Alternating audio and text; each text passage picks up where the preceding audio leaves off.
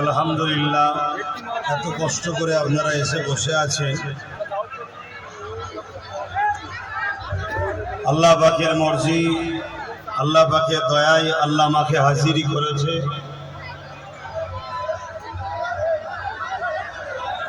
সংক্ষেপ সময় দু চার কথা দিনের আলোচনা হবে, তাই একটু ইশারায় কাজ করেন, মুখে কথা কম বলেন।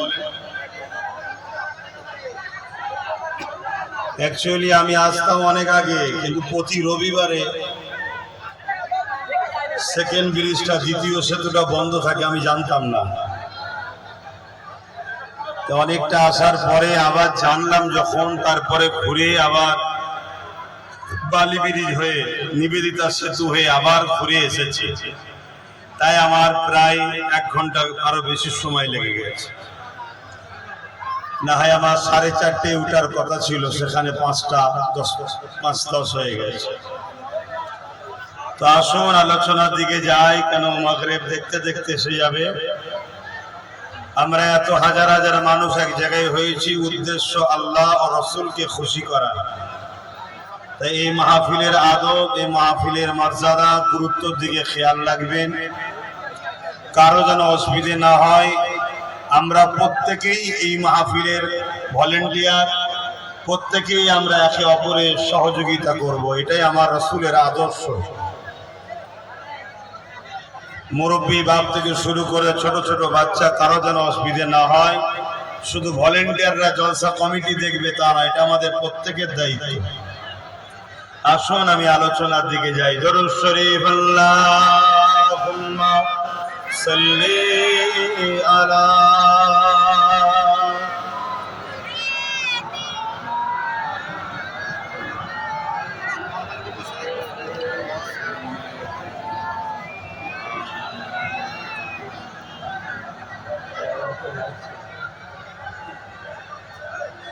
কটা থাকবে, এটাকে ঘোরা হবে, এটাকে ঘোরা সরানো।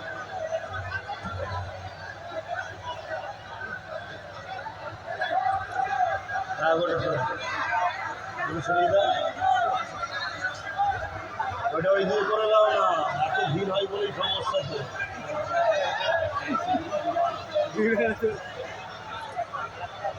أعوذ بالله من الشيطان الرجيم.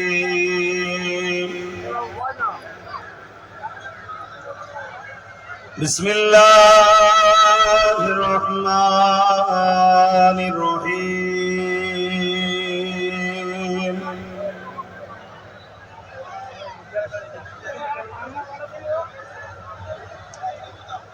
الحمد لله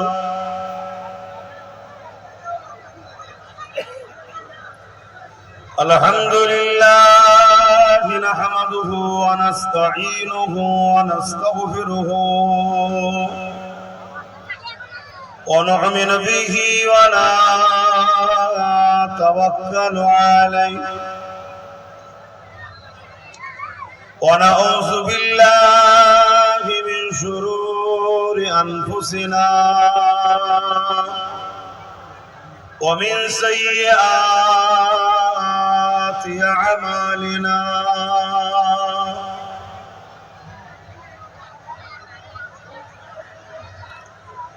من يهدي الله فلا مضل له ومن يضلله فلا هادي له. ونشهد أن لا إله إلا الله وحده لا شريك له.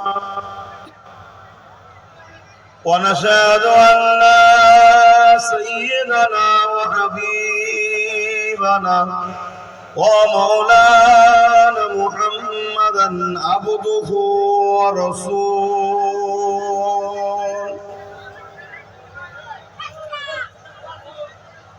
أما بعد فيا أيها الحاضرون رحمكم الله، قال الله تعالى في كلام المسيح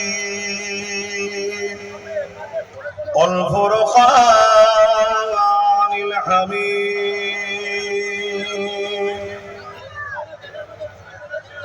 إن الله وملائكته يصلون على النبي يا أيها الذين آمنوا صلوا عليه وسلموا تسليما اللهم صل على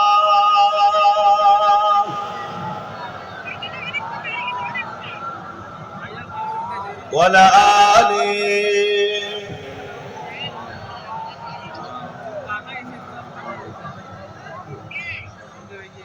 محبتي اللهم صل على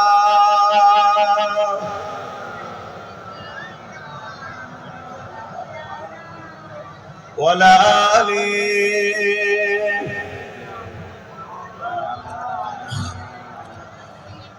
উপস্থিত হাজিরানে মজলিস, আমার আব্বা জানেরা, আমার নওজোয়ান তরুণেরা, যুবকেরা,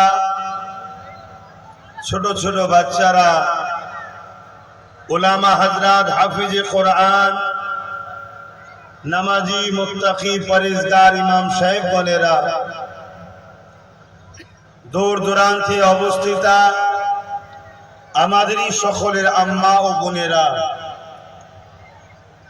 আল্লাহর উপরে আপনাদের এই ভরসা বিশ্বাস সব ক্ষেত্রে যদি হয় আপনারা আল্লাহর ওলি হয়ে যাবে। যেমন আজকে বর্ষার সময়ে, আজকে আষাঢ় মাসের মনে হয় 27-28 তারিখ নাকি, 27, ভরা বর্ষায় খোলা আকাশের নিচে মাহফিল করেছে, এটা আল্লাহর উপরে ভরসা। আর এতগুলো মানুষ সব এসে বসেও আছে, আল্লাহর উপরে ভরসা। চলো আল্লাহ যেটা চাইবে সেটাই হবে। এরকম যদি প্রত্যেক ক্ষেত্রে আমরা বিশ্বাস করি, ভরসা রাখি, আল্লাহর ফয়সালার উপরে রাজি হই, তাহলে আমরা দুনিয়া ও আখিরাতের বাদশাহী পাবো। জোরে বলুন সুবহানাল্লাহ। তো আল্লাহ দরবারে শুকরিয়া আদায় করি, এতগুলো বাপ ভাই আপনারা এসেছেন। রাস্তায় আসলাম, আস্তে আস্তে দেখলাম প্রচুর মানুষ তো রাস্তাতেও রয়েছে, তারা আর হয়তো ঢুকতে পারবে না। তো যাই হোক, আপনাদের এই ভালোবাসা দ্বীনের উপরে, আপনাদের এই ভালোবাসা কোরআনিয়া মাহফিলের উপরে, আপনাদের এই ভালোবাসা নবী বংশের আওলাদ ও নবীর গোলাম আব্বাস সিদ্দিকী আসছে, কিছু কথা বলবে, এই যে টানে এসেছেন, আল্লাহ আপনাদের এই আশা বসা ভালোবাসাকে কবুল করেন। বলুন আল্লাহুম্মা আমিন।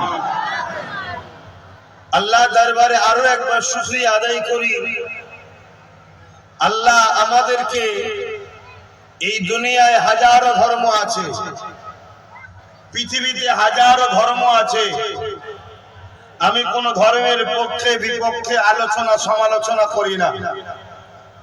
আলহামদুলিল্লাহ, আমার আল্লাহ শুকরিয়া আদায় করি, আল্লাহ আমাদেরকে ওই ধর্ম মিলিয়েছে।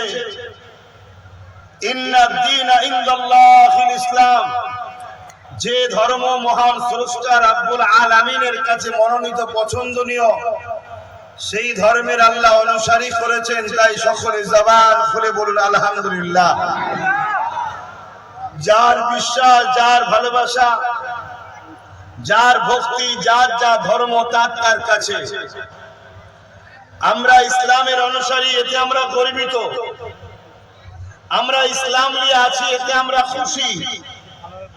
আমরা অন্য ধর্মের উপরে কখনো আলোচনা সমালোচনা করতে যাই না, সমালোচনাও যেমন করি না, আলোচনারও প্রয়োজন মনে করি না। আমরা আমাদেরটা পেয়ে খুশি না দাদা? জবান খুলে বলুন আলহামদুলিল্লাহ। কিন্তু দুঃখের বিষয়, বারবার এই বিশ্ব জুড়ে পৃথিবীর ইতিহাসে হাজার হাজার বছর ধরে শুনে আসছি, পড়ে আসছি, আর আজকে দেখছি বারবার আমার ইসলামের উপরেই কিন্তু আঘাত দেওয়া হয়। আর আল্লাহর কি শান, এত মারা হয়, এত পিটা হয়, এত হত্যা করা হয়, এত মিথ্যাচার করা হয়, এত ইসলামকে মিটাবার নাটক হওয়ার পরেও সারা দুনিয়া জুড়ে আজকের দিনেও যদি যে ধর্ম সব থেকে বেশি দ্রুত ছড়াচ্ছে ওই ধর্মটা আলহামদুলিল্লাহ আমি যে ধর্মের উপরে আছি ইসলাম। জোরে বলুন সুবহানাল্লাহ।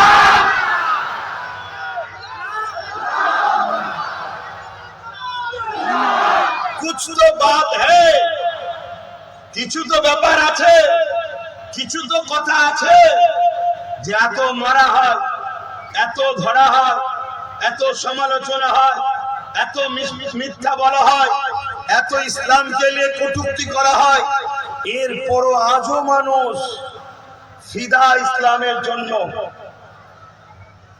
আজও মানুষ চোখের সামনে দেখছে মুসলমানদের উপরে কত অত্যাচার হচ্ছে, কত জুলুম হচ্ছে,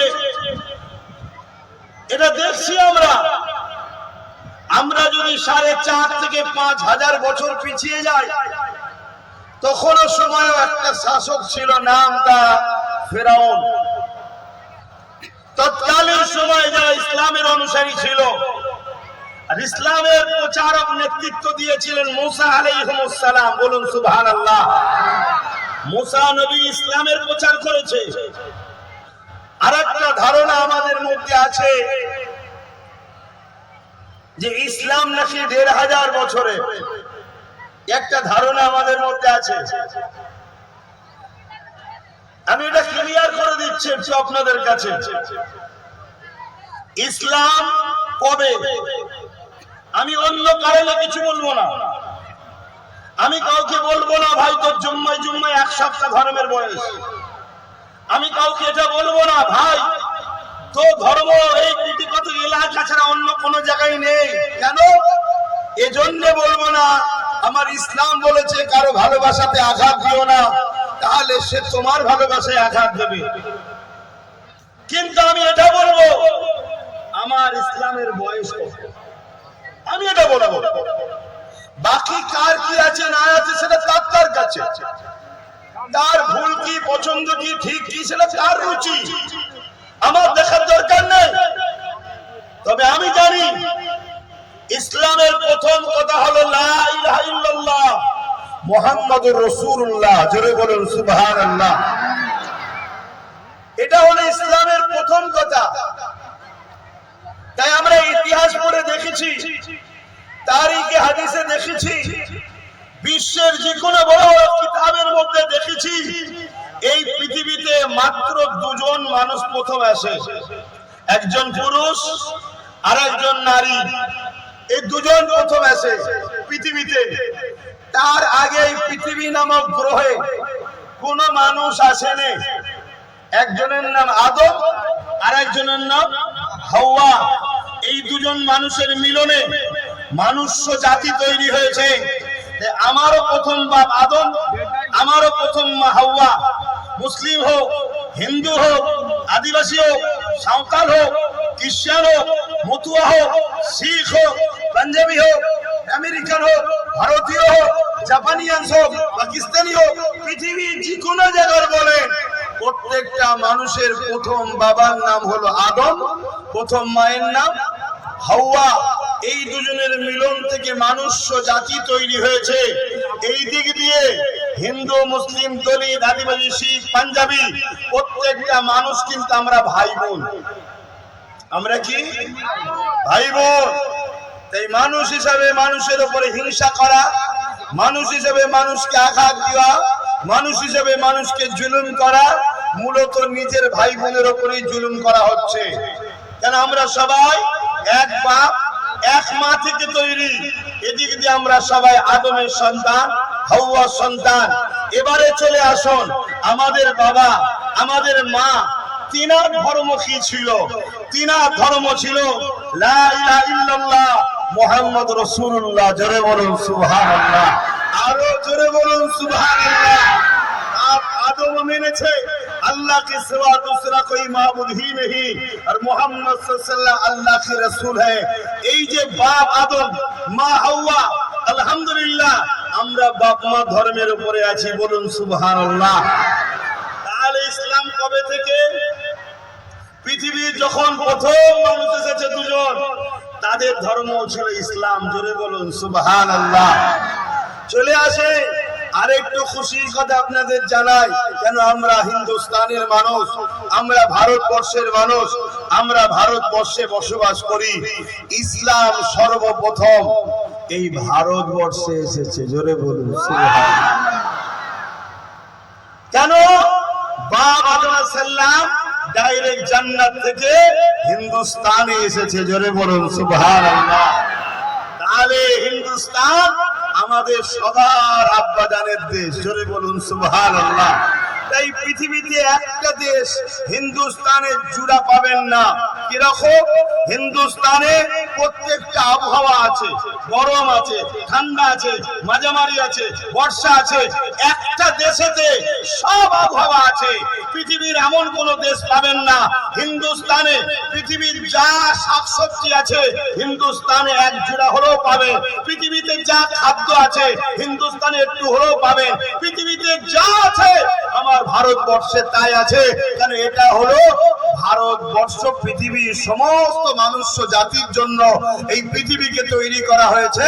সেই সমস্ত জাতির বাপের দেশ হচ্ছে হিন্দুস্তান। জোরে বলুন সুবহানাল্লাহ। শুনে রাখেন আরেকটা কথা, পৃথিবীতে যত ধর্ম আছে প্রত্যেক ধর্মের একটা করে হলো কোয়ালিটি বীজ, একটা করে অনুসারী হিন্দুস্তানে পাবেন। জোরে বলুন সুবহানাল্লাহ। কেন? এই হিন্দুস্তান আমাদের বাপের দেশ। তাহলে আমার দেশ কত সুন্দর দেশ, বুঝতে পারছেন? বলুন আলহামদুলিল্লাহ। আমরা সেই দেশের নাগরিক, খুশি না বাজার? বলুন আলহামদুলিল্লাহ। আরেকটু বলে দিই, হিন্দুস্তানি হিসাবে, ভারতীয় হিসাবে আমরা বলি সারে জাহাं से अच्छा हिंदुस्तान हमारा। क्यों सारे जहां से अच्छा हिंदुस्तान हमारा? हर मुल्क से अच्छा हिंदुस्तान क्यों हमारा है?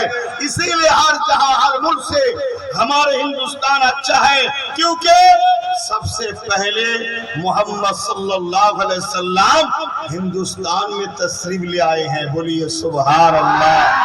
कबे? যখন বাপ এসেছিলেন, বাপের কপাল মোবারকে নূরে মোহাম্মদ রসুল এসেছেন। জোরে বলুন সুবহানাল্লাহ। তাহলে আমরা কি হিন্দুস্তানি হয়ে গর্বিত নয়? হ্যাঁ, কিন্তু আজ দুনিয়ার দিকে তাকিয়ে দেখুন, আজ হিন্দুস্তানের মতো জোড়া দেশ কোন জায়গায় নাই। তো যাই হোক, তাহলে ইসলাম কবে থেকে বুঝে আসছে? আর আমাদের আম্মা জান এসেছিলেন কোথায়? নবীর দেশে। কোথায়? জাজিরাতুল আরব জিদ্দাতে আমাদের আম্মা জান হাওয়া আলাইহিস সালাম এসেছিলেন। তো যাই হোক, ওটা হলো আমাদের আম্মা জানের দেশ, এটা আমাদের আব্বা জানের দেশ। তো যাই হোক, আমি যে কথা বলছি, ইসলামের উপরে যুগে যুগে আঘাত হয়েছে। কারণটা কি? শুধু একটা কারণ, একটা কারণ। সেই কারণটা হলো কোরআন পাকে আল্লাহ বলছেন তা'মুরুনা বিল মা'রুফ ওয়া তানহাউনা আনিল মুনকার। অন্যায়কে মিটাও, ন্যায়কে প্রতিষ্ঠিত করো, এর নাম হলো ইসলাম। জোরে বলুন সুবহানাল্লাহ। তাহলে ইসলাম কাকে বলে? বলুন, ইসলাম কাকে বলে? নামাজ পড়া, রোজা রাখা, হজ করা, যাকাত দেওয়া, দাড়ি রাখা, টুপি পরা, বাস ইসলাম এইটুকু? বলবেন তো না। ইসলাম সাম্যের নাম, ইসলাম ঐক্যের নাম, ইসলাম শান্তির নাম, ইসলাম মানবতার নাম, ইসলাম ন্যায় প্রতিষ্ঠিত করার নাম, ইসলাম ইনসানিয়তের নাম, ইসলাম ক্ষুধার্ত মানুষকে খানা খাওয়াবার নাম, ইসলাম বস্ত্রহীনকে বস্ত্র দিবার নাম, ইসলাম অন্নহীনকে অন্ন দিবার নাম, ইসলাম ক্ষুধার্ত মানুষকে খানা খাওয়াবার নাম, ইসলাম দুর্নীতি মুক্ত, চোর মুক্ত, রেপ মুক্ত, জুলুম মুক্ত, সন্ত্রাস মুক্ত, রেপ কি বলে জঙ্গিবাদ মুক্ত সমাজ গড়ার নাম ইসলাম। জোরে বলুন সুবহানাল্লাহ। আরে নামাজ বেশক ইসলামের মধ্যে, ওটা ব্যক্তি জীবনে। রোজা বেশক ইসলামের মধ্যে, ওটা ব্যক্তি জীবনের। দাড়ি ইসলামের ইউনিফর্ম, নবীর সুন্নাত। টুপি ইসলামের ইউনিফর্ম, নবীর সুন্নাত। কিন্তু ইসলাম তা'মুরুনা বিল মারুফ ওয়া তানহাউনা আনিল মুনকার, অন্যায়কে মিটিয়ে দাও, ন্যায়কে প্রতিষ্ঠিত করো, এর নাম ইসলাম। জোরে বলুন সুবহানাল্লাহ। তাই যুগে যুগে ইসলামের বিরোধী যারা করেছে তারা হয় ফিরআউন, না হয় নমরুদ, না হয় আবু জেহেল, না হয় উতবা, না হয় ইয়াজিদ, না হয় হিটলার, না হয় চিঙ্গিস খান, আর না হয় আজকে আমাদের মোদি সাহেব। দেখো কোন ভালো লোক ইসলামের বিরোধী করেছে দেখাতে পারবে? কথা বলবেন তো? কারণ কি? ইসলাম নেশামুক্ত সমাজ গড়ার কথা বলে, আর হুকুমত আজকে নেশার ব্যবসা করছে। ইসলাম চোর মুক্ত সমাজ গড়ার কথা বলে, আর হুকুমত আজকে চোরেদেরকে বিদেশে যাওয়ার রাস্তা করে দিচ্ছে, দেখালে পালিয়ে যাবে। তাহলে ইসলামকে কেন বিরোধী করছে বুঝতে পারছেন তো নাকি? কথা বলবেন, সাড়া দেবেন। তাহলে ইসলামের বিরোধী আজকে নতুন না, আগেও ছিল। যত নবীরা এসেছেন দুটো কাজ করেছেন, খুব মন দিয়ে শোনেন। যত নবীরা এসেছেন দুটো কাজ করেছে। অন্যায়কে মিটিয়ে আল্লাহর জমিনের উপরে মানুষ জাতিকে শান্তিতে বসবাস করার ব্যবস্থা করেছেন। জোরে বলুন সুবহানাল্লাহ। আসেন দেখুন আমার কথা মিলান, আমি ভুল বলছি? আচ্ছা, আমার নবী সাল্লাল্লাহু আলাইহি ওয়াসাল্লাম একা মক্কা থেকে আওয়াজ তুললো, মদিনা থেকে বিস্তার হলো, পুরো পৃথিবীর মুখে শান্তি, সাম্য, ন্যায়, ইনসাফ, ইনসানিয়াত প্রতিষ্ঠিত করে দিলেন। জোরে বলুন সুবহানাল্লাহ। দলে দলে দলে দলে পুরো পৃথিবীর মানুষ মুহাম্মদ রাসূলুল্লাহর ফিদা হয়ে গেল। আবু জেহেল, উতবা মার্কা গুলো ছাড়া বাকি সব। কি করে? রাসূলুল্লাহ কি জোর দেখিয়ে, প্রশাসন দেখিয়ে, মিলিটারি দেখিয়ে? আরে তিনি তো একা। তাহলে কি পাগড়ি দেখিয়ে? বলবেন বলবেন? নামাজ দেখিয়ে, দাড়ি দেখিয়ে, টুপি দেখিয়ে? না। লাকাদ কানা লাকুম ফি রাসূলিল্লাহি উসওয়াতুন হাসানাহ, সবথেকে উত্তম আখলাক, আদর্শ, চরিত্র, মানবতা, ইনসানিয়ত, ইনসাফ, জাস্টিস, ন্যায়, গরিবের পক্ষে, এতিমের পক্ষে, বিধবার পক্ষে, মজলুমের পক্ষে রাসূল দাঁড়িয়েছে। আর যাদের পক্ষে দাঁড়িয়েছে তারা কেউ আল্লাহ মানত না, কিন্তু রাসূল তাদের হয়ে লড়াই করেছে, তাদেরকে ইনসাফ দিয়েছে, বিধবার অধিকার দিয়েছে, নারীদেরকে যন্ত্র পুঁতে দেওয়া হতো আমার রাসূলুল্লাহ বন্ধ করেছে, গরিবকে কোমরে বেল দিয়ে বাজারে নিলামে তোলা হতো, আল্লাহ নবী গরিবদের ঘরে কৃতদাসতা থেকে আজাদ করেছে। আমার নবীর আখলাক, আদর্শ দেখে দলে দলে মানুষ মুহাম্মদ রাসূলের সোহবতে বসেছে। আর আমার নবীর সোহবতে যখনই বসেছে, আমার নবী তার মুজিজা, তার আদর্শ, তার আখলাক, দ্বীনের মেসেজ, কে আল্লাহ, কে কি জন্য তোমাদের বানিয়েছে, টোটালটা জানতে জানতে জানতে জানতে তারা মুহাম্মদ রাসূলের গোলাম হয়ে ঈমানের কালেমা পড়েছে। জোরে বলুন সুবহানাল্লাহ। আরো জোরে বলুন সুবহানাল্লাহ।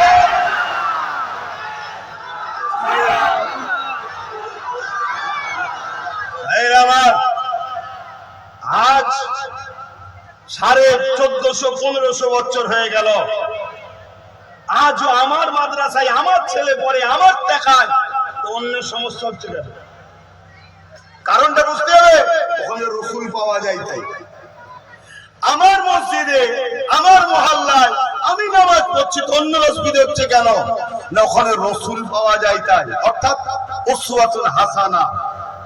কথা বললেন? এই যে ইসলামে রাসূলের যে আখলাক, কোরআনটা কি? কানা খুলুকুল্লাহুল কোরআন।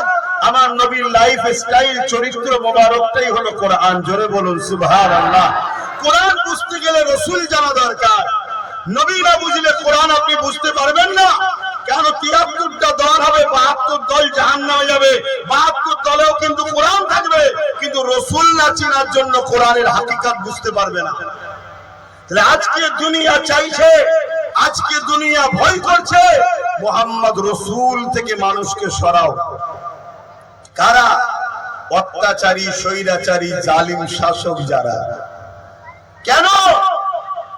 আমার নবী নওয়াজা ইমামে হোসাইন পাক নবীর কোলে, নবীর কাঁধে, নবীর পিঠে বড় হয়েছে, নবীর আদর্শে আদর্শিত হয়েছে।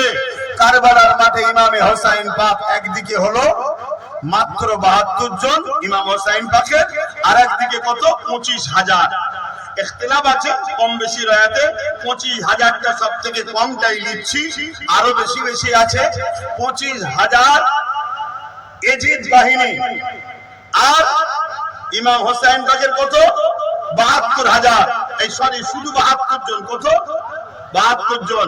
আচ্ছা বলুন, ইমাম হোসেন পাক কি লড়াই করতে গিয়েছিলেন না দাওয়াতে যাচ্ছিলেন? জোরে বলো। দাওয়াতে। কেউ কি লড়াই করতে গেলে ৬ মাসের বাচ্চা নিয়ে যায়? পরিবার, স্ত্রী, বোন, বাচ্চাদের নিয়ে যায়? ৭২ জন। ৭২ জনের মধ্যে ৫২ জন হলো সাবালক পুরুষ, বাকি মহিলা আর শিশু। আর ওইদিকে এসে ঘিরেছে কত? ২৫,০০০। কারণ কি না, এজিদ ইমাম হোসাইন পাককে তার সাপোর্টে নিতে চাইছে। এই ইমামে হোসাইন, তুমি আমার সাপোর্ট করে দাও। তুমি যদি আমার সাপোর্ট করো তাহলে তাম বিশ্বের মুসলমানদের জন্য আর আমাকে মানতে অসুবিধে হবে না। আর ইমাম হোসেন পাক বলছে, তোকে সাপোর্ট করতে আমার কোনো আপত্তি নাই, যদি তুই জালিম না হতিস, তুই খুনি না হতিস, তুই চরিত্রহীন না হতিস, তুই শরাবী যদি না হতিস, তুই প্রজাদের উপর অত্যাচার যদি না করতিস, তুই যদি নানা দিনের হালাল গুণকে হারাম, হারাম গুণকে হালাল না বানাতিস, তাহলে তোকে সাপোর্ট করতে আমার কোনো অসুবিধে। তাহলে ভালো মানুষ যদি হয় তাহলে হুজুর আলেম ইমামদের সাপোর্ট করতে অসুবিধে ধরে বলো না।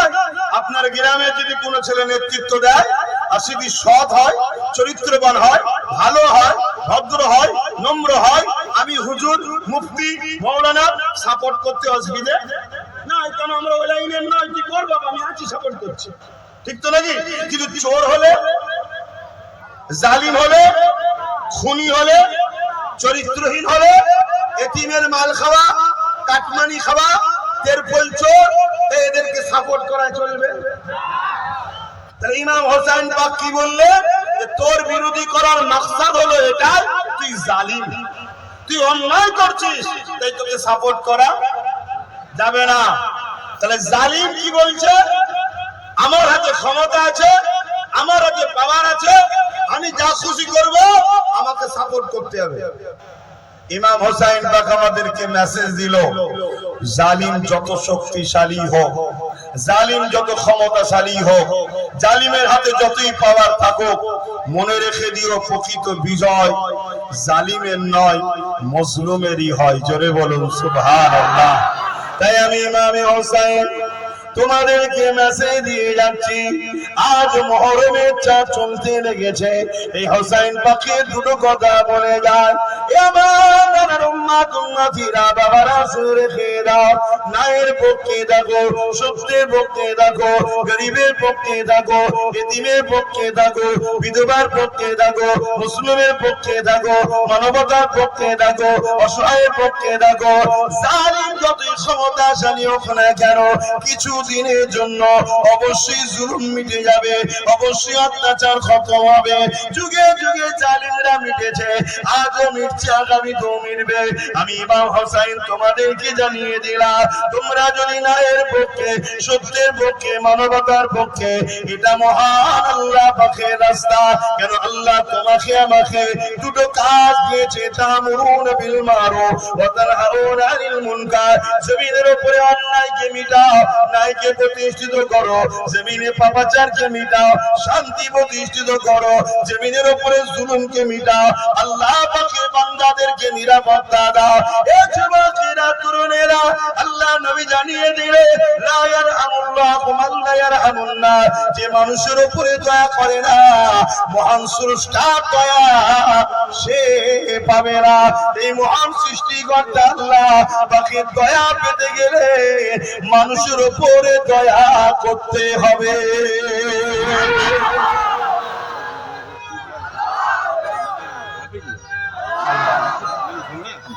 আস্তে শোনেন, তাহলে আল্লাহর দয়া চাই কি? তাহলে আল্লাহর দয়া পাওয়ার লাইন কি?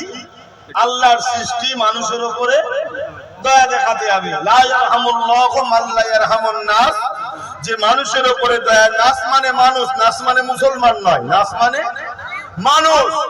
মানুষের মধ্যে মুসলমান আছে, হিন্দু আছে, সাঁওতাল আছে, বাগদি আছে, এসসি আছে, এসটি আছে, যাই হোক মানুষ তো নাই। তুমি যদি স্রষ্টার দয়া পেতে চাও তাহলে মানুষের উপরে বলো বলো দয়া করো। তবে এখানে আরেকটা কথা বলে দিই, না আবার এত দয়ালু হয়ে যাবে এক গালে মারলে আর এক গাল পেতে না দেয়। এখানে এটা জানিয়ে দিই, ইসলাম জুলুম করা যেমন হারাম করেছে, জুলুমকে খতম করা আবার ফরজ করেছে। জোরে বলুন সুবহানাল্লাহ। তাই কেউ যদি সন্ত্রাসী করে, জুলুম করে, অত্যাচার করে, রেপ করে, খুন করে, তাকে আবার যেন গায়ে গুঁড়িতে চাকলে হবে না যে আরে মানুষ রে খুন করেছে, কি হয়েছে একটু দয়া করো না। কেন সূরাতে দেখতে মানুষ, কিন্তু হয়ে গেছে কি উলাইকা কাল আনআম, চতুষ্পদ জন্তুর ন্যায়, বল হুম আদাল, তার থেকেও খারাপ। মানুষের মধ্যেই আল্লাহ বলছে আশরাফুল মখলুকাত হলো মানুষ। আবার এই মানুষের মধ্যে কিছু মানুষ আছে উলাইকা কাল আনআম, তারা চতুষ্পদ জন্তুর মতো হয়ে যাবে। অর্থাৎ হাত দ্বারা জুলুম করবে, পা দ্বারা অত্যাচার করবে, জবান দ্বারা খারাপ কথা বলবে। কথা বুঝে আসছে? তার জিন্দেগিটায় পাপাচারের মধ্যে লিপ্ত হয়ে যাবে। যেমন আজকে পৃথিবীর বড় বড় সব নেতাদের রিপোর্ট কিছুদিন আগে বেরোলো, দেখলেন তো নাকি? এই সব ধরনের এদেরকে আল্লাহর কোরআন বলছে উলাইকা কাল আনআম, এরা দেখতে মানুষ কিন্তু এদের খসলতটা হলো চতুষ্পদ জন্তুর ন্যায়, বল হুম আদাল। আল্লাহ পাক আরেকটু বলছে তার থেকেও খারাপ, অর্থাৎ শূকরের থেকেও খারাপ। শুনছেন তো ভাইরা? তাহলে মানুষ যার মধ্যে বিবেক আছে, মনুষ্যত্ব আছে, কথা বুঝে আসছে, তার কথা আলাদা। যে জালিম হবে তাকে কিন্তু আবার মাফ করতে ইসলাম ইজাজত দেয় নাই। এটা মাথা থাকবে তো নাকি? তাহলে আল্লাহর যদি দয়া পেতে চাই, স্রষ্টার যদি দয়া পেতে চাই, তাহলে আমাদেরকে সবাইকে ভালোবাসতে যেটা বলো হবে। কোন অসহায়, গরিব, দুঃখী বা আমাদের প্রতিবেশী হিন্দু, আদিবাসী, সাঁওতাল যেই হোক, তাকেও ভালোবাসতে হবে না? হ্যাঁ, এটা মাথায় রাখবেন। বাপেরা, নওজওয়ানেরা, তরুণেরা, যার ধর্ম তার কাছে, যার উৎসব তার কাছে, কিন্তু মানুষ হিসাবে একে অপরকে সহযোগিতা করতে হবে। কিয়ামতের দিন আল্লাহ একটা যুবককে উঠাবে, এ আমার বান্দারে আয় আমাকে হিসাবটা দে। বান্দা ওই সময় বলতে লাগবে আল্লাহ পাক আপনি আমাকে হিসাব নেবেন না, আপনি আমাকে গোপনে গোপনে জাহান্নামে দিয়ে দিন। আল্লাহ পাক বলতে লাগবে বান্দারে লা তাখনাতু মির রাহমাতিল্লাহ, আমার রহমত থেকে নিরাশ হয়ে যাস না বান্দা। বান্দা তুই আমাকে হিসাবটা দে, বান্দা কি করেছি আমাকে দে। আল্লাহ পাক কুদরতি ভাবে বান্দার হিসাব দেখতে লাগবে। দেখতে দেখতে দেখা যাবে বান্দা শুধু পাপ অন্যায় অত্যাচার করেছে, কিন্তু একটা ভালো কাজ বান্দা আর পাওয়া গেছে। ওই ভালো কাজটা দেখে আল্লাহ পাক খুশি হয়ে যাবে।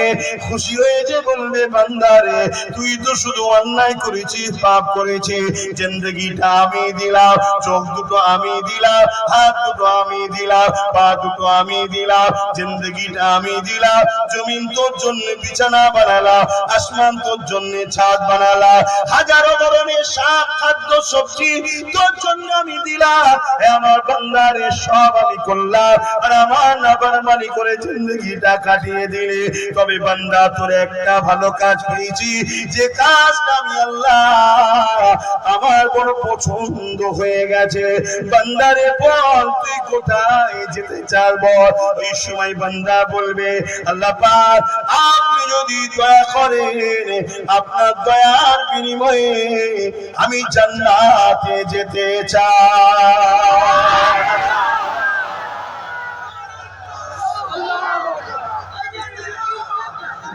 সময় কম ভাই, আল্লাহর নামে তাকবীর দিচ্ছ, বাধা দেওয়াটা উচিত নয়। সময়টা কম, একটুখানি বলতে দাও না হয়। যে বিষয়টা বলতে চাইছি, এতগুলো মানুষ পেয়েছি, একটা মেসেজ দেওয়া দরকার। কেন আমরা এতদিন ছিলাম পড়াতে, এখন পড়ে গেছি চুলোতে। এতদিন ছিলাম কোথায়? আজ থেকে 1 বছর 1.5 বছর আগের আমার অজের ক্যাসেট শুনবেন। অনেক জায়গায় বলেছিলাম বেশি লাভালাভি করতে যাসনি, শেষকালে পড়া থেকে আবার চুলোই না পড়ে যাস। ইশারাই বলেছিলাম, সব কথা তো হুজুর মানুষ তো ডাইরেক্ট বলা আবার শোভা দেয় না। এসে আলেম মৌলানা সাহেবরা ভালোভাবে বুঝতে পারছে আমাদের অনেক বাধা আছে। বাপ কথা বুঝে আসছে? তোমরা যদি কাপড় হলুদও করে ফেলো তাও সমস্যা নেই, আর আমাদের যদি একটু হালকার থেকে একটু স্পিড ব্রেকের মতো একটু আওয়াজ বেরিয়ে পড়ে তা সারা পাড়ামায় হয়ে যায়, হুজুর এই করে ফেলেছে। কি অসুবিধা হয় না? আমরা মৌলী সাহেবদের অনেক সমস্যা। বাবা এই জন্য ইশারাই বলেছিলাম যে কড়াই আছিস, লাভালাভি করতে গিয়ে চুলোই না পড়ে যাস। তা আজকে আমরা কড়া থেকে চুলোই পড়ে গেছি, তাই তো নাকি? কিন্তু মনে রাখবে, এর একটা দিক যেমন খারাপ আছে, আর একটা সাইড ভালো আছে। যদি এই চুলো থেকে উঠতে পারি, জনমের মতো ইনশাল্লাহ বেঁচে যাব, ঠিক তো নাকি? তবে আবার চুলো থেকে কড়াই ওঠার শখ যাচ্ছে না তো? কেন এখন অনেক কড়া দেখবেন ঘুরবেন পাড়ায় পাড়ায়, আয় আমার কড়াই আয়, আমার কড়াই আয়, আমার কড়াই আয়। না, কারো কড়াতে যাবেন না, নিজের তৈরি করুন নিজের। অনেক হয়েছে 79 বছর ধরে, একে আব্বা যান, ওকে নানা যান, ওকে নানি যান, ওকে ফুপু যান, অনেক বলেছেন। আর নয়, পরের পূজার পাওয়া যাবে না, বুঝতে পেরেছেন নাকি? হ্যাঁ, যা থাক নিজের থাক। আর আলহামদুলিল্লাহ নবী পাক জানিয়েছেন কুরাইশের নেতৃত্ব মানো। আজ কুরাইশ বংশের ছেলেই তো রাজনীতিরও নেতৃত্ব দিচ্ছে। এতদিন ছিল না, আলাদা কথা, পানি না থাকলে নাচারের তায়াম্মুম চলে, কিন্তু পানি থাকার পর আর তায়াম্মুম চলবে? এখন যখন কুরাইশ নেতৃত্ব দিচ্ছে, অন্যদিকে তার করা যাবে না। কিন্তু এই সুযোগে অনেক লোক আবার পাড়ায় বেরিয়েছে, হকারি টাইপের পড়ালে ঘুরছে, কথা বুঝলেন তো? হ্যাঁ, একটু সাবধান হবেন, আবার যেন তার কড়াতে উঠে পড়বেন না, সেই একই জিনিস হবে। তিলে তিলে তিলে তিলে আবার মরতে হবে। সুযোগ একদিক দিয়ে যেমন খারাপ, আর একদিক দিয়ে ভালো লক্ষণও আছে। যদি সময় থাকে আর ধৈর্য থাকে, আমি এই উদাহরণটাও দিয়ে যাব। আশা করছি আপনাদের খুব ভালোভাবে বুঝতে সুবিধা হবে। একটু ধৈর্যের সাথে, সবরের সাথে, আল্লাহর উপরে ভরসা আর রাসূলুল্লাহর নেতৃত্ব, অন্য কারো নেতৃত্ব নয়। আমরা কোন পীরের নেতৃত্ব মানি না, আমরা কোন মুফতি মৌলানার নেতৃত্ব মানি না। মুফতি মৌলানা পীর যদি আমাকে নবীর রাস্তা দেখায়, তার জুতোকে মাথায় রাখি। কথা মাথায় ঢুকছে? হ্যাঁ, তুমি মুফতি সাহেব নবী চিনাও আমাকে, তুমি মৌলানা সাহেব তুমি নবী চিনাও, তুমি হুজুর নবী চিনাও, তাহলে তোমার জুতো মাথায় রাখবো। তোমার যেন করতে চেও না, আমাদেরকে রাসূলুল্লাহর করো। এটাই হচ্ছে ইসলামের সিস্টেম। যদি আজকে সবাই নবীর দিকে তাকাতাম, তাহলে এই সিলসিলা লড়াই হতো না। দেওবন্দি, ফুরফুরা, বেরেলি, তাবলীগ, এই ঝগড়া আমাদের হতো না। যে সবাই নবী চিনাতাম। এখানে নবী না চিনিয়ে আমি চিনাচ্ছি, আসো আমি আছি, আমি আমার কাছে আসো, এটাই হয়ে গেছে সমস্যা। তো যাই হোক, আসেন আমাদের মধ্যে যা কিছু আছে সবকিছু ভুলে গিয়ে এখন সবাইকে একটা সেন্টার আমাদের মুহাম্মদ সাল্লাল্লাহু আলাইহি ওয়াসাল্লাম। কেন আল্লাহ আমাদেরকে নবী চিনিয়েছে যে ওইখানে গেলে আমাকে পাওয়া যাবে। জোরে বলুন সুবহানাল্লাহ। তুমি যে কথা বলছো অন্যদিকে চলে যাচ্ছি, কি কথা বলতে গিয়ে এদিকে গেলাম।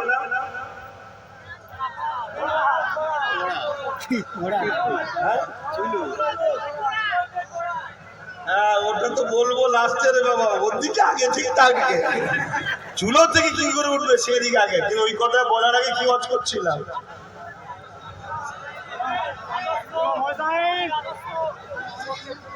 জান্নাতে যুবকটা যাবার শখ করছিল। কি ওয়াজ শুনছে? কোন টেনশনে আছে? শুভেন্দুর টেনশনে? এতদিন দিদির টেনশন ছিল না? দিদি তো আবার আপনাদের আপন হয়, কি আপন হয় না? হ্যাঁ চুপ করি বললে হবে? হ্যাঁ 91% মুসলমান এবারও ভোট দিয়েছে। 91, 86টা এমএলএ পেয়েছে। কথা বুঝলেন?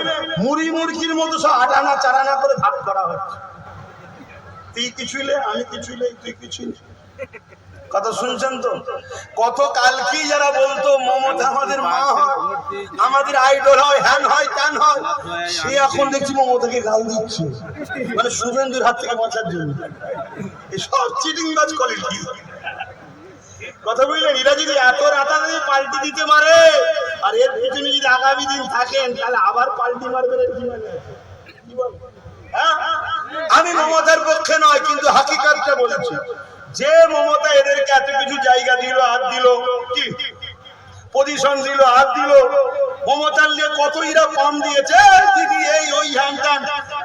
শুধু সরকারটা চেঞ্জ হয়েছে, অমনি তারাও আবার মমতার বিরুদ্ধে বলছে না? বলেন, যারা এত তাড়াতাড়ি রং পাল্টাতে পারে, এদেরকে দেখে তো গিরগিরিও লজ্জা করছে যে এরা কোন কোয়ালিটি। কি এদের উপরে যদি নতুন করে ভরসা করে, তাহলে সমস্যা আছে না? নাই। শুধুমাত্র এই টিমটাকে তৈরি করে বাঁচিয়ে রাখা হচ্ছে এই মুসলিম খদ্দের গুলোকে ধরবে বলে। কেন শুভেন্দু জানে মুসলিম খদ্দের তো আমাদের দিকে আসবে না, কেন আমরা খেটে ঘ করে দিয়েছি। তবে আমি মনে করি 2 মাস রাজত্বে বসেছে, যদি সেইভাবে আদর্শ তৈরি করে, সংবিধান অনুযায়ী তৈরি করে, মানা না মানা পছন্দ মানুষের নিচের, কিন্তু মানুষের যে অবিশ্বাস আছে, বিশ্বাসটা জয় করার তার একটা চান্স আছে না? নাই। কথা বলো।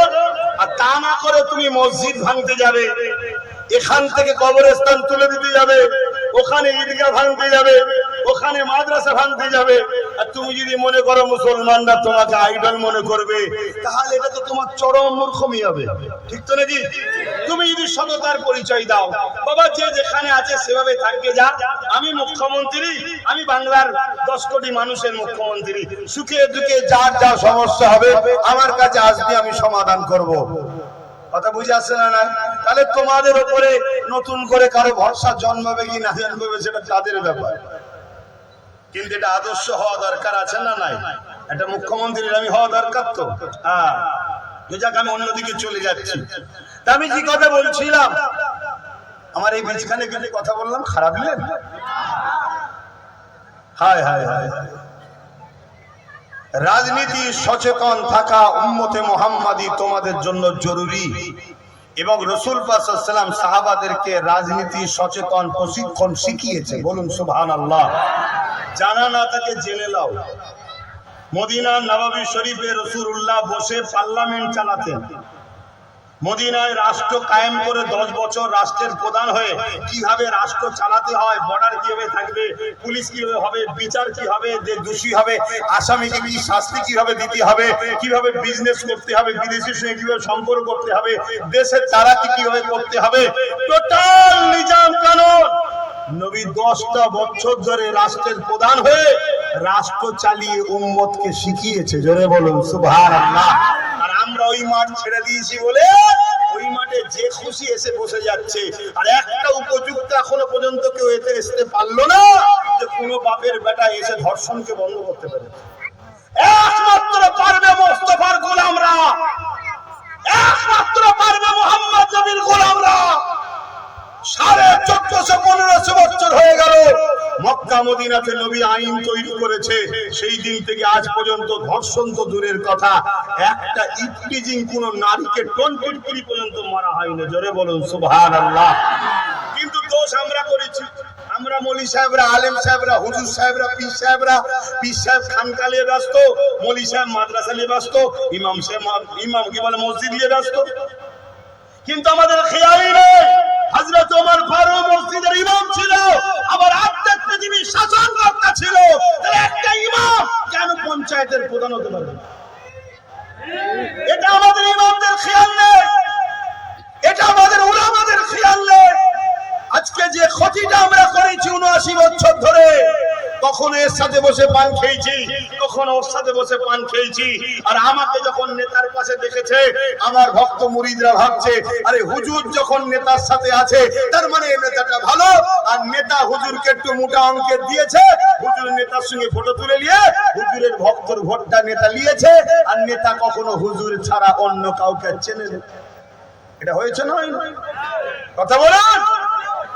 অতি আগামী দিন এসেছে, আমি মনে করি ফিরআউন জালিমদের জন্য আল্লাহর পক্ষ থেকে শাস্তি, কিন্তু ইমানদার পাপীদের জন্য ফিরআউন ছিল আল্লাহর পক্ষ থেকে সতর্ক বার্তা। আমি মনে করি ফিরআউন আল্লাহ ওয়ালাদের জন্য ছিল আল্লাহর পক্ষ থেকে পরীক্ষা। আমি মনে করি নমরুদ ছিল জালিম অত্যাচারীদের জন্য শাস্তির কারণ, কিন্তু যারা ইমানদার গুনাহগার তাদের জন্য আল্লাহর পক্ষ থেকে সতর্ক বার্তা, শুধরে যাও। আমার রজ বুঝছেন তো নাকি? সময় কম, কিভাবে বুঝাই? ধরুন একটা জ্বর হয়েছে, একই জ্বর তিনজনের হয়েছে, একজন আল্লাহ ওয়ালার হয়েছে, একজন ইমানদার কিন্তু গুনাহগার, আর একজন পাপী মুনাফিক কি বলে বদমাইশ বেঈমান ধোঁকাবাজ চিটিংবাজ, এরও জ্বর হয়েছে, বিমার হয়েছে। একই জ্বর তিনজনের হয়েছে, তিনজনের কারণ কি এক? বলুন বলুন। যে আল্লাহ ওয়ালা তার আবার বিমার হয়েছে কি শাস্তির জন্য? সে তো আল্লাহ ওয়ালা, সে তো আল্লাহকে ভালোবাসে, তার আবার শাস্তি হবে কেন? আর সে তো নিজেও জানে যে আমাকে বিমারটা দিয়েছে কে, যাকে আমি ভালোবাসি। তাহলে আল্লাহ তার ভালোবাসাকে বিমার দিয়ে মন খারাপ করাবে না। যখন আল্লাহ ওয়ালার বিমার হয়, আল্লাহ ওয়ালাকে জিজ্ঞেস করবেন, আল্লাহ ওয়ালা কি বলে? আরে বাবা, আল্লাহ আমায় ভালো রেখেছে, জিহাদে রেখেছে, আলহামদুলিল্লাহ। জোরে বলুন সুবহানাল্লাহ। এটাই বলে তো নাকি? জোরে বলো। আল্লাহ তখন ফেরেশতাকে ডেকে বলে, আই দেখ, তোরা বলেছিলি মানুষ তৈরি করবি না, দেখ মানুষটা কত ভালো, দেখ ও আমাকে ভালোবাসে, আমার পাগল, ওকে বিমার আমি দিয়েছি, ও জানে, তারপরেও বলছে আল্লাহ জিহাদে রেখেছে, ভালো আছি। এ ফেরেশতা, তুই সাক্ষী থাক, ওর যা মাকাম ছিল আরো মাকাম বাড়িয়ে দিলাম। জোরে বলুন সুবহানাল্লাহ। তাহলে আল্লাহর ওলির জন্য বিমার হওয়া ভালো না? ওর তো মাকাম বাড়াবার ওসিলা। ঠিক তেমনই এই বিমারটা যখন আবার ইমানদার কিন্তু গুনাহ আছে, যেমন উদাহরণস্বরূপ আব্বাস সিদ্দিকী, আমার গুনাহ আছে কিন্তু আলহামদুলিল্লাহ আমি ইমানদার। তা আল্লাহ যখন আমাকে বিমার দেয়, বা আমাদের যারা গুনাহগার ইমান আছে বিমার দেয়, এর ওসিলায় কি হয়? গুনাহ মাফ হয়। জোরে বলুন সুবহানাল্লাহ। কারণ আমাদের কষ্ট হয়, ঘন ঘন আল্লাহকে ডাকি, আল্লাহ ভালো করে দেন, সুস্থ করে দেন, আল্লাহ বড় কষ্ট হচ্ছে। এই যে আল্লাহকে বারবার ডাকা, বা অনেক সময় ভাইরাস এলে দেখবেন ঢাকা মসজিদ বদমাইশ গুলো যে ভর্তি করছে আছে না, না একটা দিয়ে আল্লাহ ওসিলায় তার কাছে করে লাই বান্দাকে। জোরে বলুন সুবহানাল্লাহ। আবার এই বিমারটা জালিম অত্যাচারী মুনাফিক বেঈমানকে যখন আল্লাহ দেয়, এটা তার শাস্তি, তার পাওনা। বুঝতে পারছেন তো? তাহলে বেলাল হুজুরের উপরে উমাইয়া আবু জেহেল উতবারা জুলুম করেছে, এটা বেলাল হুজুরের শাস্তি নয়, বেলাল হুজুরের মাকাম আল্লাহ বাড়াচ্ছে। জোরে বলুন সুবহানাল্লাহ। আবার এই আবু জেহেল মার্কা, উতবা সাইবা মার্কা ইমানদার গরিব ইমানদার গুনাহগার মুসলমানের উপরে যখন জুলুম করে, এটা হলো তার গুনাহ মাফের ওসিলা। বলুন সুবহানাল্লাহ। আবার এই জালিম ফিরআউন, নমরুদ, এই ধরনের জালিম যখন কোন অত্যাচারী জালিম বদমাইশদের উপরে আসে, এটা তাদের জন্য শাস্তি। তাই আমি মনে করি আল্লাহ যেটা করেন ভালোর জন্য অবশ্যই করেন। তাই আজও আমাদেরকে আল্লাহ সতর্ক করার জন্য একে বসিয়ে দিয়েছে যে সতর্ক হও। আর কতদিন আমার গোপন দুশমনকে ভালোবাসবি? আর কতদিন আমার গোপন দুশমনকে ভালোবাসবি? আমার দুশমনকে তোদের এতই ভালো লাগে, তাহলে এবার ডাইরেক্ট দুশমন বসিয়ে দিলাম। ঠিক আমার কথা খারাপ লাগলো?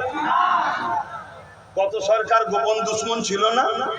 ঘোমটা দিয়ে ঘুরতো, কিন্তু কোরআন মিটে যাবে বলেছে না, বলে না? হ্যাঁ, যাদেরকে 1,20,000 করে দিয়েছে তারাই তো ছেড়ে পালিয়েছে, আমরা তো পালাই না। ওজন আমাদেরকে দেয়নি, আর আমাদের টাকা ছেড়ে নিয়েছে, ঠিক না? এরপরেও কিন্তু তাকে আমরা ভালোবেসেছি, ওটা আমাদের ভুল ছিল। আল্লাহ শিক্ষা দিচ্ছে যে আমার গোপন দুশমনকে যখন তোর এতই ভালো লাগে, তাহলে প্রকাশ্য দুশমন দিলাম। আমি মনে করি এখানে অনেক কিছু আল্লাহ শিক্ষা দিচ্ছে। সেই শিক্ষার মধ্যে একটা শিক্ষা হলো, যেমন বাচ্চাদের ঘরে বাপ মারা ধরে হাঁটা শিখায়। কি গো, কোলেলে ঘুরলে ভালো না হাঁটানো শেখানো ভালো? বলুন বলুন। আহারে, এক দাম্পত্য বিয়ে হয়েছে, একটা সন্তান হয়েছে। সন্তান হওয়ার পর বাচ্চার মাটা মারা গেছে, তা দ্বিতীয় বিয়ে করেছে। দ্বিতীয় বিয়ে করার পর তারও একটা সন্তান হয়েছে। 1 বছর পার হতে না হতে একটা সন্তান হয়েছে। 1 বছরের ডিফারেন্স কি, 12-14 মাসের ডিফারেন্স বাচ্চাটা দুটো। তো যে বাচ্চাটা আগের পক্ষে ছিল তাকে ওই নতুন পরিবার কোলে কোলে ঘুরছে, আর নিজের ছোট বাচ্চা 14 মাসের ছোট তাকে হাত ধরে হাঁটাইয়ে টেনে টেনে নিয়ে যাচ্ছে।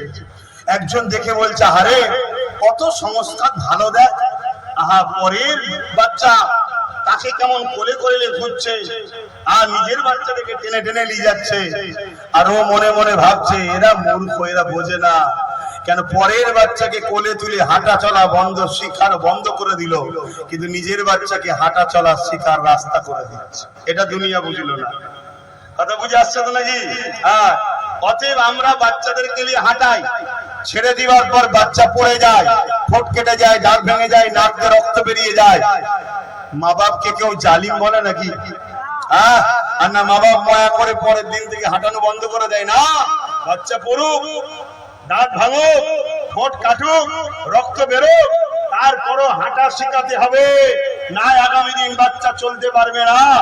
আজকে আপনারা আমাকে ভাই বলুন আর বাবাজি বলুন, গার্জেন হিসাবে বলছি, শোনে, আপনার পীর আওলাদ হিসাবে জেল খাটতে হবে, মার খেতে হবে, পিটানি খেতে হবে, রক্তাক্ত হতে হবে, তারপরও তোমাদেরকে লড়তে হবে। যদি আজ লড়া বন্ধ করে দাও, তোমাদের বাচ্চার আগামী দিন ধ্বংস হয়ে যাবে। আর যদি মার খেয়ে জেল খেটে লড়াই তোমরা যদি জারি রাখতে পারো, তাহলে আগামী দিন তোমাদের বাচ্চারা একটা নিরাপদে সমাজ পাবে। এজন্য বারবার বলি, চলো।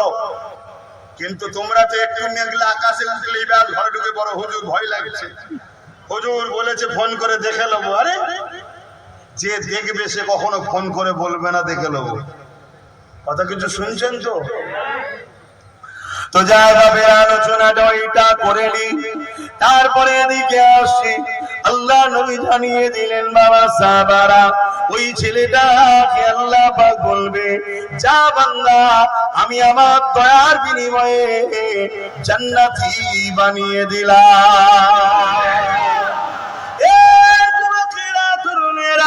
ওই সময় সাহাবা হুজুররা জিজ্ঞাসা করেন, ইয়া রাসূলুল্লাহ, হাবিবাল্লাহ, ছেলেটা কি এমন কাজ করেছে, এত অন্যায় থাকার বড় কোন কাজটা তার ভালো ছিল যার জন্য আল্লাহ তাকে জান্নাতি করে দিয়েছে? আমার আল্লাহ পাক আমার রাসূলুল্লাহ জানিয়ে দিলে, বাবারা শুয়ে খেয়ে যাও। প্রচন্ড গরমের সময়তে ওই যুবকটা রাস্তা দিয়ে যেতেছিল, তার নজরে পড়লো একটা পশু বাঁধা রয়েছে, তার শরীর দিয়ে এমন করে ঘাম বেরোতে লেগেছে, সূর্যের তাপেতে গরমেতে সে হাঁপাতে লেগেছে, জিহ্বাখানা তার বেরিয়ে গেছে। এই দৃশ্য দেখে আল্লাহ পাকের ওই যুবক বান্দাটার মনে দয়া হয়েছে, সে নিয়ে গিয়ে ছায়াতে বেঁধে দিয়েছে। আমার আল্লাহ পাক কিয়ামতের দিনে বলবে, ওরে আমার বান্দারে, দয়ার মালিক হলো আমি আল্লাহ, আমার দিয়া দয়া নিয়ে তুই যখন আমার সৃষ্টির উপরে দয়া করেছিলি, যেদিন আমার সৃষ্টিটা বিপদে ছিল, রোদে বাঁধা ছিল, কষ্টের মধ্যে ছিল, তাকে পানি পান করিয়েছিলি, পিপাসিত ছিল, যা আমি আল্লাহ আজকে দিনে তুই বিপদে রয়েছি, আমি আল্লাহ তোকে পুরো দয়া করে জান্নাতি করে দিলাম। আজকে একটা আল্লাহ সৃষ্টি, সে যদি বিপদে পড়ে তাকে যদি পানি পান করিয়ে ছায়াতে বাঁধার জন্য আল্লাহ দয়া করে জান্নাত দেয়, তাহলে আজকে গরিব অমুসলিম যে কোনো ধর্মের হোক, মুসলমান হোক, তারা যদি বিপদে পড়ে তাদের পাশে যদি আমরা দাঁড়াই, দাঁড়িয়ে বিপদ মুক্ত করি, কিয়ামতের দিনে আল্লাহ কি আমাদের উপরে রহমত করবে না? জোরে বলে। আজকে কোন জালিম শাসক যদি গরিব মানুষের উপর অত্যাচার করে, মানুষের অধিকার কেড়ে নেয়, মানুষের উপর অত্যাচার করে, মানুষকে মিথ্যা মামলা দেয়, মানুষকে ক্ষতি করে,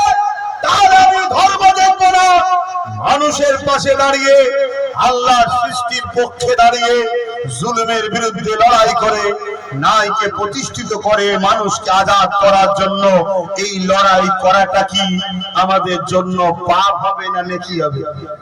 জোরে বলুন। আমার ইমাম হোসেন পাক তো এটাই করেছিলেন। ইমাম হোসেন পাককে তো অনেক অফার দেওয়া হয়েছিল, এ হোসেন দরকার হয় তুই মক্কা মদিনাটা নিয়ে এলো, অনেক অফার দেওয়া হয়েছে। কিন্তু আমার হোসেন পাক কি বলেছিল? তুমি জালিম, তুমি অত্যাচারী, তুমি মানুষকে লুটো, নানা দিনের দুশমন তুমি, তাই তোমাকে কখনো হোসেন সাপোর্ট করতে পারবে না। তাই আজকে ইমামে হোসেন পাক কারবালা থেকে মেসেজ দিলেন, জুলুম যত বড়ই হোক, অত্যাচারী যত বড়ই হোক, পাপী যত বড়ই হোক, মনে রেখে দিও তুমি যদি জালিমের সাথ না দিয়ে, জুলুমের সাথ না দিয়ে ন্যায়ের পক্ষে, সত্যের পক্ষে, মানবতার পক্ষে দাঁড়াতে পারো, আল্লাহ তোমার জন্য দুটোর মধ্যে একটা পুরস্কার অবশ্যই দেবে। জোরে বলুন সুবহানাল্লাহ। সেই দুটো পুরস্কার কি কি?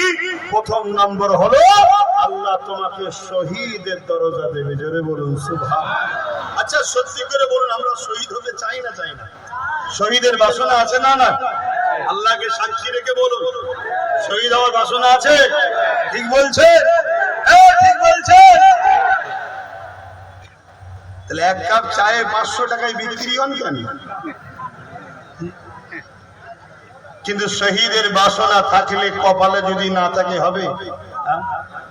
যার শহীদের মরণ হবে তার মতো সৌভাগ্যবান কে আছে?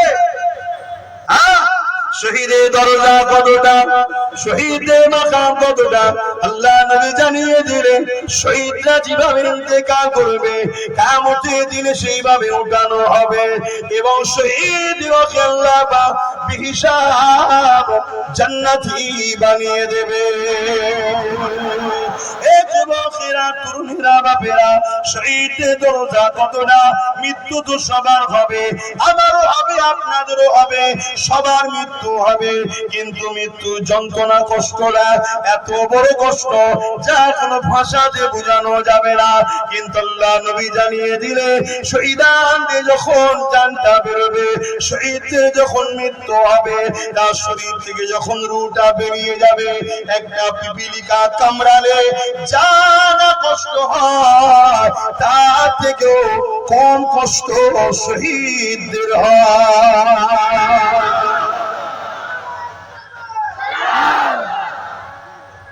আল্লাহ উদাহরণ, উদাহরণ, আপনি কাউকে ভালোবাসেন,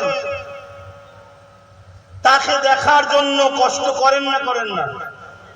ধরুন প্রচন্ড রোদের সময়ও আপনার ভালোবাসার মুখের দিকে তাকিয়ে আপনি বসে থাকেন না থাকেন না? কিন্তু ওই রোদটা অন্য সময় আপনি 10 মিনিট থাকতে পারেন না, কিন্তু ভালোবাসার মুখের দিকে তাকিয়ে ঘন্টার পর ঘন্টা বসে থাকেন, কিন্তু কষ্ট হয়। কিন্তু আপনার ভালোবাসার কাছে ওই কষ্টটা গুরুত্ব পায় না, স্থান পায় না। মেমোরি ভালোবাসার দিকে কাজ করে, ব্রেন ভালোবাসার দিকে অ্যাট্রাকশন থাকে, আপনার গরম কষ্টটাকে উপলব্ধি করতে দেয় না। জোরে বলুন সুবহানাল্লাহ। তাহলে একটা ভালোবাসার দিকে তাকিয়ে যদি গরমকে সহ্য করা যায়, আরে শহীদদের জান বেরোবার আগে আল্লাহ তাদেরকে জান্নাত দেখাতে থাকে। জোরে বলুন সুবহানাল্লাহ। তারা আল্লাহর শ্রেষ্ঠ নিয়ামতের স্থান জান্নাতের দিকে তাকিয়ে থাকে, তাদেরও জান বেরোবার কষ্ট হয়, কিন্তু জান্নাতের যে ভালোবাসার ব্রেন, ওখানে কানেকশন আছে, এই কষ্টটা বুঝতে। জোরে বলুন। দেখবেন অপারেশন করার একটা ইনজেকশন দেন, বলুন। আচ্ছা ইনজেকশনটা যখন দেওয়া হয়, ইনজেকশনটা তার কি কষ্ট হয় না, ব্যথা হয় না? তাহলে ওই ঘোরটা কেটে গেলে আবার যন্ত্রণা, ব্যথার জন্য চিৎকার চেঁচামেচি করে কেন? তখনও হয়। কিন্তু ওই মেডিসিন তার ব্রেনকে এই জায়গার কষ্টটা সিগন্যালটা দেয় না, এই জায়গার নার্ভগুলোকে অকেজো করে রাখে, সিগন্যাল দেয় না ব্রেনকে। তাই ব্রেন এই কষ্টটা উপলব্ধি করতে পারে না। শহীদরা যখন জান্নাতের দিকে ফোকাস হয়, তার ব্রেনটা ওই জান্নাতের দিকে এমন ভাবে অ্যাক্টিভ হয়ে যায়, দেখতে থাকে, তার জান বেরোবার কষ্টটা ব্রেন নিতে পারে না, তখন ওটার দিকে তাকিয়ে থাকে, এখান থেকে জান বেরিয়ে যায়। জোরে বলুন সুবহানাল্লাহ। তাহলে ইমামে হোসাইন কি বললেন? জুলুমের সাথে নয়, অন্যায়ের সাথে নয়, তুমি ন্যায়ের পক্ষে থাকো, গরীব অসহায় সত্যের নানা দিনের পক্ষে থাকো, তাহলে মনে রেখে দিও আল্লাহ তোমাকে শ্রেষ্ঠ নিয়ামত শহীদের দরজা দেবে। জোরে বলুন সুবহানাল্লাহ। আহা, সময় তো হুক চলে যাচ্ছে। সাহাবা হুজুররা মন দিয়ে শোনেন, এসব তো মাদ্রাসায় পড়ানো বন্ধ হয়ে গেছে। আর খারিজি মাদ্রাসায় যদিও বা পড়ানো হয়, এখন আবার সরকার বলছে খারিজি মাদ্রাসাগুলোকে তুলে দিতে হবে, কেন খারিজি মাদ্রাসায় নাকি সব মোল্লা তৈরি হয়, ওখানে ডাক্তার উকিল ব্যারিস্টার হয় না। শুনছেন তো নাকি? সরকার বলছে তো নাকি, কিন্তু সরকার জানে না খারিজি মাদ্রাসা থেকেও ডাক্তার উকিল barrister DM BDO is IPS হয়। তবে একটা জিনিস হয় না, কি? মাদ্রাসা থেকে দেশের গাদ্দার কিন্তু তৈরি হয় না। যতগুলো গাদ্দার হয়েছে মাদ্রাসার বাইরে থেকে হয়েছে। যতগুলো চোর বেরিয়েছে দেশের সম্পদ একটা কম মাদ্রাসার নয়। ঠিক না ঠিক? যতগুলো আমার দেশের খবর পাকিস্তানকে দিচ্ছে একটা কেউ মাদ্রাসার নয়। তাহলে গর্ব করে বলছি সরকার মাদ্রাসা দেশের গাদ্দার তৈরি করে না, মাদ্রাসা দেশের প্রেমিক তৈরি করে। জোরে বলুন সুবহানাল্লাহ। মাদ্রাসার বিরোধী যদি এরপরে হয়, জানতে হবে গাদ্দারকে চিনে ফেলছে মাদ্রাসার জন্য, এই গাদ্দারকে সহযোগিতা করার জন্য গাদ্দাররাই মাদ্রাসা বিরোধী করছে। এই কথা বুঝে আসছে না? হ্যাঁ, কেন আমার মাদ্রাসা আমার টাকায় আমার জায়গায় আমার ছেলে পড়ে, সেখান থেকে পড়ে বাপ মার পায়ের তলায় জান্নাত আছে। এটা মাদ্রাসা শিক্ষা দেয়, স্কুল কলেজ দেয় না। তাই মাদ্রাসার একটা বাচ্চা দেখাতে পারবে না। হয়তো ইমামের মাইনে 4000-5000 টাকা হতে পারে, কিন্তু একটা ইমাম দেখাতে পারবে না, একটা আলেম দেখাতে পারবে না, একটা মাদ্রাসার ছাত্র তুলাবা দেখাতে পারবে না যে মা বাপকে বৃদ্ধাশ্রমে দিয়ে এসেছে।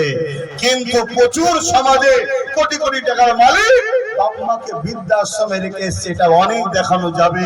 এজন্য মাদ্রাসারও দরকার, স্কুল কলেজেরও দরকার।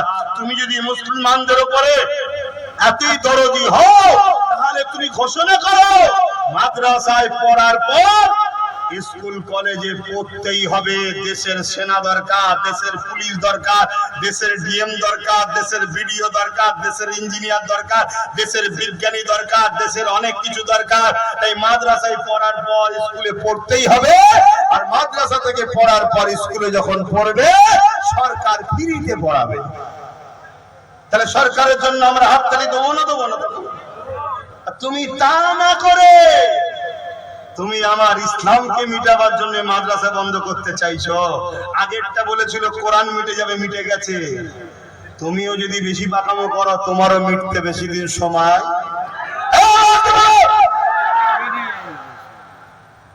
বেরিয়ে আসো ভয় থেকে, দুর্নীতি থেকে, জুলুম থেকে, অত্যাচার থেকে এবং 2 নম্বর মুনাফিক মুসলমান থেকে বেরিয়ে আসো। আজও 2 ধরনের মুসলমান আছে। সেদিন কারবালাও 2 ধরনের মুসলমান ছিল, একটা এজিদি মুসলমান, একটা হোসাইনি মুসলমান। আছে না নাই? এজিদি মুসলমান কারা? যারা জালিম শাসকের চাটুকারিতা করে, দালালি করে সামান্য পদ ও পয়সার জন্য, তারা হলো এজিদি মুসলমান। হোসাইনি মুসলমান কারা? যারা ন্যায়ের পক্ষে, সত্যের পক্ষে, সংখ্যা কম হলেও অন্যায়ের বিরুদ্ধে রুখে দাঁড়ায়, তারাই হলো হোসাইনি মুসলমান। আজও আছে না নাই? কিন্তু সময় নেই, বলার অনেক আছে কিন্তু সময় নেই। ইয়া নবী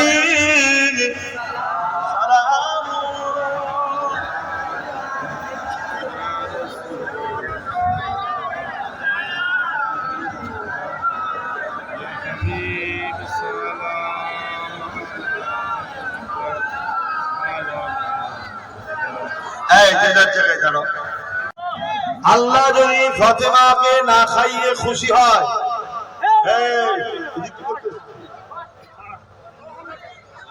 তাহলে আমি ফাতেমা আল্লাহর খুশির জন্য না খেয়ে প্রমাণ করে দেবো যে আল্লাহ আমি না খেয়ে খুশি। বলুন সুবহানাল্লাহ।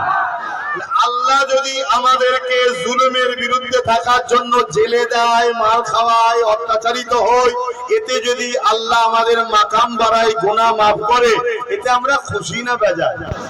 কিন্তু তা বলে জালিমের সাথ, অত্যাচারীর সাথ, খুনিদের সাথ, রেপিস্টদের সাথ, ইসলামের দুশমনদের সাথ, ওয়াকাফ চোরদের সাথ মনে থাকবে? এটা মনে রাখবেন। নবী বলেছেন কুরাইশের নেতৃত্ব মানো। ফুরফুরা শেখ জাবারার মুজাদ্দিদ পূর্ব ভারতে তিনি দ্বীন ইসলামের গাছ রোপণ করেছেন। তিনি কুরাইশ নবীর বংশের আওলাদ সিদ্দিক আকবরের খুন, তার আওলাদ হিসেবে বলে যাচ্ছি, প্রত্যেকটা গ্রামে আপনারা বিপদে সুবিধে অসুবিধে হলে যদি মনে করেন যে আমাদের পাশে এসে দাঁড়া, আমাদের সুখে দুঃখের খোঁজ খবর লিখ, এটা কি চান? তাহলে আপনাদেরকে বলবো আপনারা আমার সাথ দেন। এবারে সাথে আছেন না না এটা আমার জানা দরকার আছে না না? আরে হাত তুলবে না, হাত তুলবে না। প্রত্যেকের নাম ফোন নাম্বার লিখুন, ফুরফুরা শরীফে জমা দেন। এই নাম ফোন নাম্বার দেখে একবার ডেট দেবো, সেই ডেটে ওই গ্রামের মানুষ যাবেন, অন্য গ্রাম যাবে না। তাদের সঙ্গে কিছু কথা আছে, ভালোবাসার কথা বাইরে বলতে নেই, ঘরের দোর লাগিয়ে বলতে হয়। আপন জন কেলে কিছু কথা বলবো, সেদিন আলোচনা হবে, আর কথা নাই। আবারও সব কেন তোর বাবু খাবার শেষে মেনু কার্ড দেয়।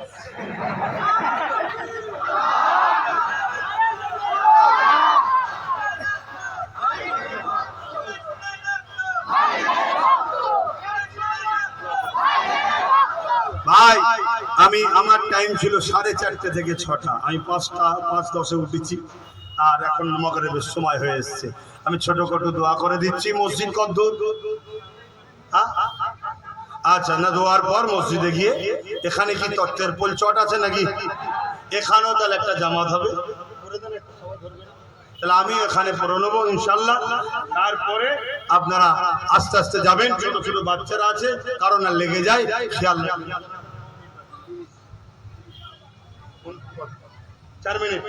4 মিনিট আছে, খেয়াল রাখবেন। প্রতি জুম্মার দিন দরবারে থাকি, সকাল 10টা থেকে 12টা। যাবেন, কথা বলবেন। কারো কোনো যদি অভিযোগ আপত্তি থাকে লিখিত দেবেন, ফোন নাম্বার দেবেন তার সাথে। আমি সময় করে পড়ে নিয়ে আপনার সঙ্গে ফোনে কথা বলে নেবো। কিন্তু ভাইকে ছেড়ে, বাবাজিকে ছেড়ে এটুকু মা বোন বাপ ভাইয়ের কাছে আসো আসো। মায়েদের সন্তান হয় দেখেছেন, ব্যথা হয়, ব্যথা হালকা হতে হতে হতে হতে হতে হতে একটা সময় খুব চরম ব্যথা হয়তো নাকি। কিন্তু চরম ব্যথা যখন ওঠে কষ্টটা খুব বেশি হয়, কিন্তু যত কষ্ট বেশি হয় তত কিন্তু মনে মনে একটা আনন্দ হয়, এক্ষুনি আমার অতিথিটা, নতুন মেহমানটা পাবো। তা আমাদের উপরে 79 বছর ব্যথা হতে হতে হতে হতে একদম চরম ব্যথা এখন আমাদের উপরে উঠেছে। ভাই এর থেকে আর বড় ব্যথা কেউ নেই। আমার কথা বুঝছেন তো নাকি? চরম ব্যথা উঠেছে।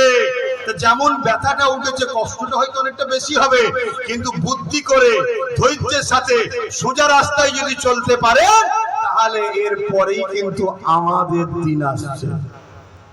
মাথায় ঢুকেছে? মাথায় ঢুকেছে?